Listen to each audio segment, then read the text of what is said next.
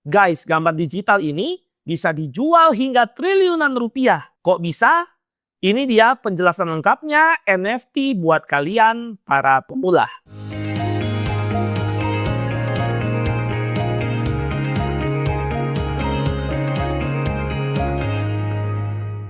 Halo guys, gua dengan Eko, seorang crypto edukator yang sudah ada 4 tahun di industri ini. Setiap minggunya gua akan bagikan video-video edukasi seperti ini biar kalian makin jago investasi dan pastinya bisa kasih peluang ke kalian biar bisa cuan dari industri ini. Video ini dipersembahkan oleh Facet. Facet adalah crypto exchange yang sudah mendapatkan Syariah Compliance Certificate dari Amanah Advisor. So, semua produk dan layanan mereka dipastikan halal dan memenuhi kriteria syariah. Biaya transaksi di Facet juga murah banget ya guys. Dan juga ada gratis biaya deposit. So, pastikan kalian cek Facet Exchange sekarang. Ini nggak bercanda loh ya guys. Orang-orang rela keluar duit hingga triliunan rupiah demi beli gambar-gambar yang tadi kalian lihat. Gambar-gambar tadi bukan sekedar gambar digital biasa ya guys. Namanya NFT. Mungkin sebagian dari kalian pernah dengar karena NFT sempat hype di beberapa tahun yang lalu. So, tanpa berlama-lama lagi, langsung aja kita bahas dari chapter pertama, apa itu NFT. So, NFT adalah kependekan dari non-fungible token atau token yang tidak bisa ditukar sama. Nah, contohnya kalau kalian punya kripto, let's say 1 BTC. Nah, 1 BTC kalian bisa ditukar dengan 1 BTC yang lain tanpa ada perbedaan nilai. Tapi berbeda dengan NFT ya guys. Setiap NFT itu unik dan tidak ada yang sama satu dengan yang lainnya. Nah, NFT ini bisa jadi bukti digital kepemilikan dari suatu aset unik di dunia digital. Nah, aset atau barang digital yang bisa di NFT-kan tuh banyak banget. Bisa dari video, gambar, musik, hingga item di dalam suatu game. Kepemilikannya dan keasliannya juga sudah dicatat di dalam teknologi blockchain yang sudah kita bahas di beberapa video sebelumnya. So, dipastikan aman dan juga transparan. Misalnya aja kalian punya NFT suatu gambar digital. Nah, artinya kalian punya sertifikat kepemilikan dari gambar digital tersebut yang tersimpan di dalam blockchain. So, walaupun orang mau screenshot, mau save gambarnya, mereka nggak punya hak atau sertifikat kepemilikan atas NFT kalian tersebut. Lalu kita masuk ke chapter 2, daftar NFT yang termahal di dunia. Nah, harga NFT itu sebenarnya naik turun ya guys, seperti harga kripto, karena tergantung dari harga yang dipasang atau diminta oleh si pemilik NFT tersebut. Tapi berikut ini sudah gue kasih 3 list NFT termahal yang pernah dibeli orang. Yang pertama, The Merge milik artis Pak. Nah, dijual sekitar 1,49 triliun rupiah yang terjual pada Desember 2021. Lalu yang kedua, NFT Everydays, The First 5,000 Days milik Beeple terjual 1,12 triliun rupiah pada Maret 2021.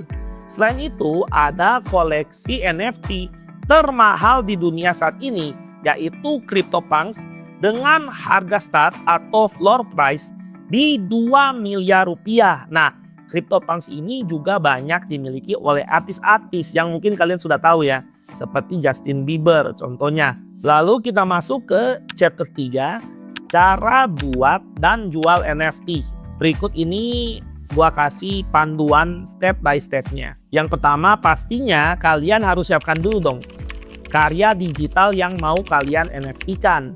Bisa berupa tadi kan, ada video, foto, gambar, musik, dan sebagainya. Lalu kalian harus pastikan juga kalau NFT ini memang punya kalian atau kalian yang buat. Jangan sampai nanti ke depannya bisa bermasalah dalam hak cipta atau copyright. Lalu yang kedua, kalian juga harus siapkan wallet digital atau wallet kripto kalian. Bisa berupa MetaMask, Trust Wallet, dan sebagainya. Nah, fungsi dari wallet kripto ini adalah menyimpan kripto kalian dan juga NFT kalian. Jadi semuanya akan masuk tersimpan di wallet kripto kalian. So pastikan kalian juga jangan lupa untuk passwordnya ya.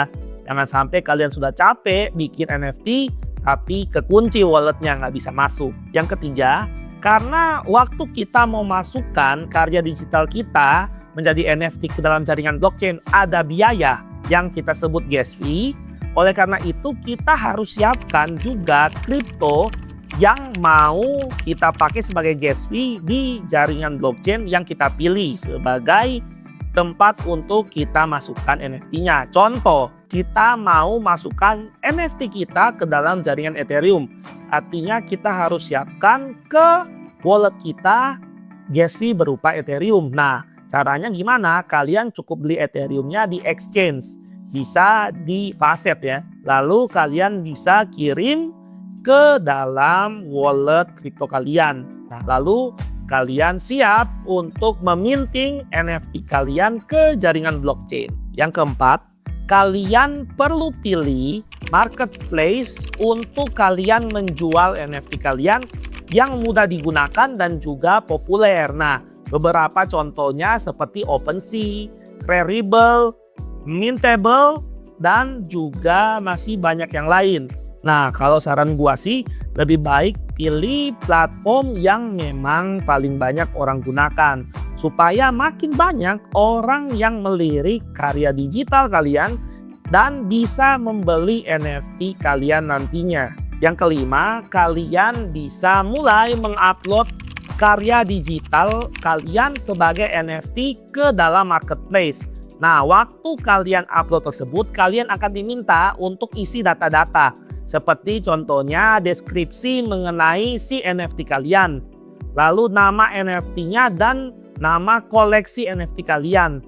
Lalu kalian juga akan diminta masukkan harga dari si NFT dan juga besaran persentasi yang kalian dapatkan. Jadi kalau pembeli kalian itu jual kembali NFT-nya, kalian bisa dapat royalti berapa persen tergantung kalian masukkan persentasenya ke dalam data yang tadi diminta. Jadi pastikan kalian nggak salah isi ya, karena sekali isi kayaknya sudah nggak bisa diubah lagi. Nah, setelah data-datanya lengkap, pastikan kembali sudah sesuai dengan yang kalian inginkan, lalu pencet tombol mint supaya kalian bisa mulai memasukkan NFT kalian ke dalam jaringan blockchain. Yang keenam, setelah proses minting selesai, kalian akan menentukan harga dari NFT kalian itu sudah fixed price atau bisa dilelang ke penawar tertinggi. Nah, setelah itu NFT kalian sudah siap dipasarkan di marketplace. Jadi yang perlu kalian lakukan adalah menunggu notifikasi kalau ada yang mau beli. Lalu kita masuk ke chapter 4, kegunaan dan fungsi dari NFT di kehidupan kita sehari-hari. Yang pertama, umumnya NFT itu dijadikan sebagai koleksi digital oleh para pembelinya. Seperti gambar seni, kartu digital, atau koleksi unik. Dia bisa aja someday kalau nggak mau simpan atau sudah bosen dengan karya digital tersebut, dia bisa jual kembali ke marketplace. Yang kedua, bisa dijadikan sebagai tiket digital yang aman dan sulit untuk dipalsukan. Misalnya nih guys, kalau kalian beli tiket konser atau suatu event yang eksklusif sifatnya. Nah, waktu kalian sudah beli tiket tapi kalian nggak jadi pergi ke eventnya, kan sayang. Kalian bisa jual kembali si NFT tiket konser tersebut ke marketplace, mana tahu ada yang beli. Karena kebanyakan orang yang beli tiket sama calo ternyata tiketnya palsu. Ketahuannya kapan? Waktu sudah di acara tersebut. Jadi mau nggak mau mereka diusir. Nah, dengan teknologi blockchain kita bisa terbantukan dari sisi keaslian tiket konser tersebut. Yang ketiga, nih bagi kalian para gamer, NFT juga bisa difungsikan di dalam sebuah game. Misalnya, ada kostum, senjata, hingga tanah virtual bisa dijadikan NFT. So misalnya kalau kalian beli kostum atau senjata, tapi kalian sudah tidak mau pakai lagi atau kalian mau upgrade ke item yang lain, kalian bisa jual item kalian itu sebagai NFT ke orang lain yang mau beli juga lewat blockchain. Nah, jadi sifatnya bukan itemnya cuma dimiliki di dalam game, tapi bisa dipindah tangankan, diperjualbelikan kembali. Jadi ini bermanfaat banget ya bagi para gamer. Yang keempat, NFT bisa difungsikan juga untuk sertifikat dan identitas digital. Nah, kalau kita lihat di Indonesia banyak banget kan kasus-kasus di mana seseorang sudah punya sertifikat tanah, tapi ternyata ada orang lain yang juga punya. Dan akhirnya waktu di sidang mereka kalah. Kalau ada NFT jadi ketahuan nih sertifikat yang asli punya siapa. Jadi dengan teknologi blockchain bisa melawan penipuan atau fraud. Yang kelima, membantu musisi dan artis mendapatkan royalti dari hasil karya mereka. Nah, karena kita tahu kalau seorang musisi atau artis menjual karyanya, orang yang beli itu punya hak dong untuk jual kembali karyanya.